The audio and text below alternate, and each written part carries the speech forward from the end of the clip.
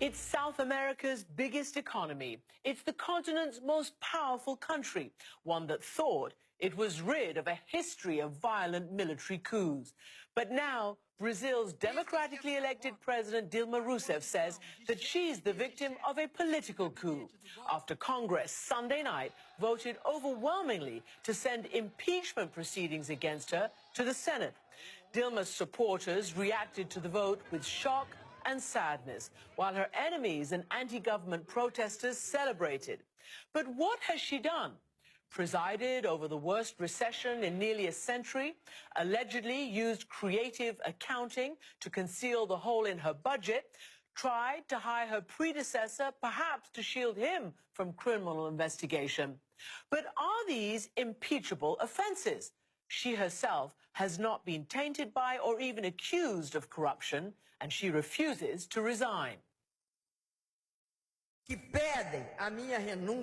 Those who call me to resign show the fragility of their conviction of the process of impeachment, because above all, they are trying to instate a coup d'etat against our democracy.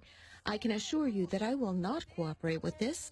I will not resign for any reason whatsoever. So, what is at the core of this political drama that's led to anger and frustration online and on the streets? Pulitzer Prize-winning investigative reporter Glenn Greenwald lives in Brazil, and he's closely covering this constitutional crisis. He joined me from Rio. Welcome back to the program, Glenn. Great to be with you. So were you surprised? Did anybody really think that at the last moment she could have got the votes she needed to stave off this sort of impeachment process? I don't think the outcome was particularly surprising. I think that the margin was fairly surprising, although Brazilian politics, like in a lot of other countries, is about momentum and power. And once there was a perception that they had the votes, a lot of last-minute undecided switch to the pro-impeachment side so that they can be on the winning side. I think what did surprise people, though, was the tenor of the proceedings in the House. It was extremely raucous, very ugly. You had pro-impeachment advocates standing up and hailing the 1964 coup and the right-wing military dictatorship that followed. One prominent right-wing congressman who's expected to run for president specifically praised the chief torturer of the military regime, who, of course, tortured Dilma Rousseff, the president, before then voting to impeach her. So it kind of was a very polarized and a very ugly tenor to these proceedings that reflects this wider sentiment in Brazil that really has split the country in a very dangerous and unstable way. Even the vice president, who may have to step in, is himself accused of all sorts of misconduct and wrongdoing. And I just want to read this to you because it is extraordinary. Of the 594 Congress members, 352 face accusations of criminal wrongdoing, according to multiple reports. And then, of course, there are all sorts of people, including Eduardo Cunha, who's leading the impeachment process, who's accused of perjury and corruption. You've got another one, Maluf, who's on Interpol's red list for conspiracy. You've got another one accused of money laundering. You've got another one, as you just mentioned, you know, who is sort of implicated in all sorts of torture, and others, you know, implicated in human rights violations. Now, Dilma herself has called this a coup. What is going on? It's the most extraordinary thing, Christian, because not only is essentially the entire Brazilian political class that is trying to impeach her implicated in really serious corruption. I mean, the most surreal thing I have ever seen in my time as a journalist or anywhere else covering politics in countries was that yesterday, the person presiding over the impeachment proceeding in the House, the Speaker of the House, Eduardo Cunha, whom you referenced, he is somebody who was found to have stashed away millions of dollars in bribes. There's no non-corrupt possibility. He has no wealth. He has no businesses. Millions of dollars stashed away in Swiss bank accounts. He's somebody who's presiding over the House as they're all getting up one by one, all of them accused of corruption and saying, we must remove the president for corruption. And amazingly, Dilma herself is one of the few people not accused of any kind of bribery or personal corruption or kickbacks or anything to be enriched. What's going on is pretty simple. Her party, the Workers' Party, or the PT, has won 4 straight national elections, going all the way back to Lula, who was wildly popular, who was first elected in 2006 and then reelected in 2002 and then reelected in 2006. The plutocrats in Brazil, the rich in Brazil, have long hated PT, have not been able to defeat them at the ballot box.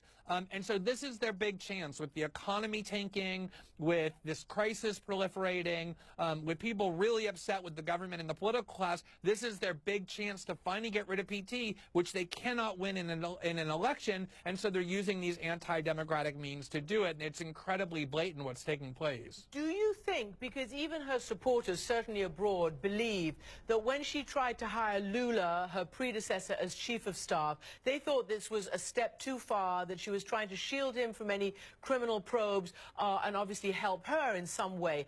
Some have said that she should resign, even though she may not be impeachable, or these things that she's accused of don't rise to the level of impeachable offenses. Do you think that she should resign? Will she be forced to resign? I don't think no, I don't think she will be forced to resign. She's been very clear that she won't. This is a woman who was put into prison as a dissident during the dictatorship and who was tortured. She's a very strong and willful woman who has been through a lot in her life.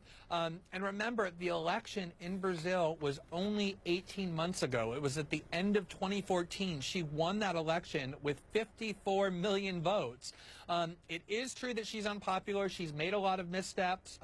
That effort to get Lula into the government, which was really a last-minute survival tactic by her to get somebody with incredible political charisma and a lot of political skill that she lacks, Lula, into government to try and save her, didn't have a very good look. But at the same time, you cannot go around, if you want to have a mature democracy, a mature, stable democracy, and remove democratically elected leaders who just won a major election 18 months earlier because they're unpopular or because they're not managing the economy well. That is a recipe for some really dangerous things when you start tinkering with the mechanics of democracy, especially in a country like Brazil, which has a very fragile and a very young democracy. They came out of dictatorship only in 1985. And it's really disturbing to watch them trifling with democracy this way. Mm-hmm. So, you know, we've talked about how the whole system is full of political scandals and corruption. And you've also admitted that her party is sort of deeply corrupt and awash in its own sort of, you know, criminal wrongdoings, even though she's not touched. So I wonder, you know, what's the way out of that? But particularly in light of what this professor at the Sao Paulo University has told the New York Times about what's going on now. It's putting a very large bullet in Brazilian democracy, he says. From now on, any moment that we have a highly unpopular president, there'll be pressure to start an impeachment process. Right. I mean, it's interesting because I interviewed the former president, Lula, last week in Sao Paulo. And he admitted two things to me in that interview. He said, number one, it is true that his party, the PT party, which is Dilma's party as well, has a very serious problem with corruption, just like most of the other parties. And that number two, there's this major investigation that's called Lava Jato, or car wash in English, in which these really aggressive young prosecutors have asserted judicial independence and have been aggressively putting people in prison, the richest people in Brazil, the most politically powerful people in Brazil. The solution is to let that investigation unfold and let the people who are guilty be put in prison. The concern is that their intention with impeaching Dilma is to say to the country, look, we got rid of the corruption problem. The media pressure, the public pressure, they hope will dissipate now that there's this catharsis over impeachment, and that this investigation will end and all of these truly corrupt politicians will be protected. So the solution, to answer your question, is to let this investigation unfold, take everybody who's corrupt in all of the opposition parties and in PT, of which there are many, and subject them to the rule of law and to accountability and put them in prison, as was going to happen prior to the impeachment of Dilma. An incredible story. Glenn Greenwald, thanks for joining us from Rio de Janeiro tonight. Great to be with you. Thanks for having me.